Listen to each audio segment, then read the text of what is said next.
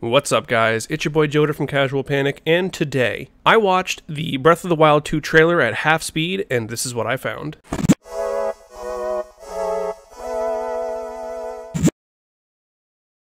The trailer opens up by showing a purple Calamity-esque background with Calamity energy coming up from the bottom, and then we see a flash of Link, and his arm is being consumed by that Calamity. My assumption is that when Link and Zelda were down underneath Hyrule Castle and they saw that arm holding the body that we assume is Ganondorf and the Calamity coming out of it, that somehow Link was able to touch that and the arm is now consuming him.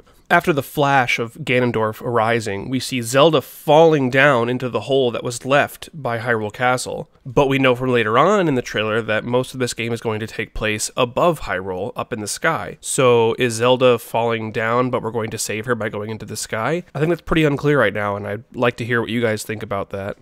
And then as the music swells, we see Link falling through the sky with a new tunic and a new hairdo. And a new arm. This arm, presumably from the Calamity that consumed him before, and as we'll see later, it appears that this arm is going to give us some new powers.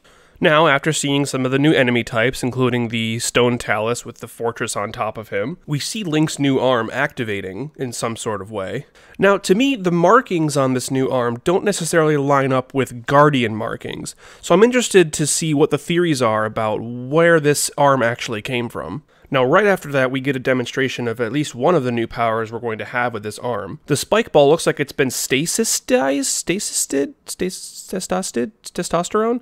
and it gets forced back in time on a linear fashion, similar to the movie Tenet, which is a great movie, by the way. If you haven't seen it, go watch it. Now, after that, we get a little clip of Link using what appears to be a flamethrower shield.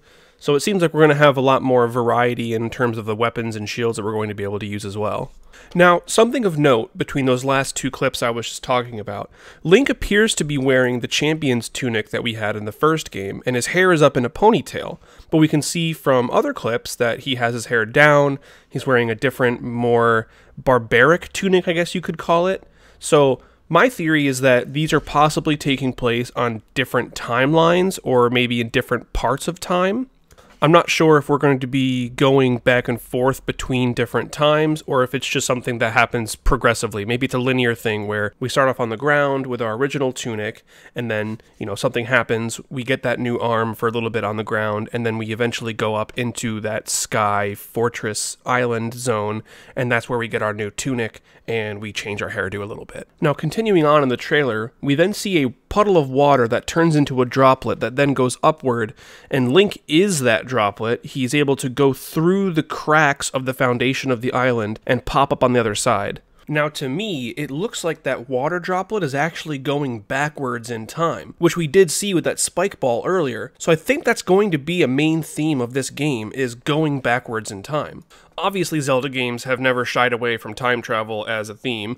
Ocarina of Time, Majora's Mask, Skyward Sword, just to name a few. The trailer then ends with a shot of Hyrule Castle being lifted out of the ground, and it's hovering over the land of Hyrule. However, we can't see any of those islands in the sky that we can in the earlier parts of the trailer. And I don't know about you guys, but I don't remember seeing any sky islands in Breath of the Wild 1.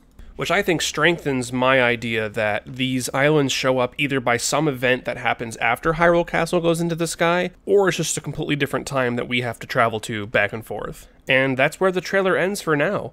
Hopefully we'll get some more information soon as the game comes out next year.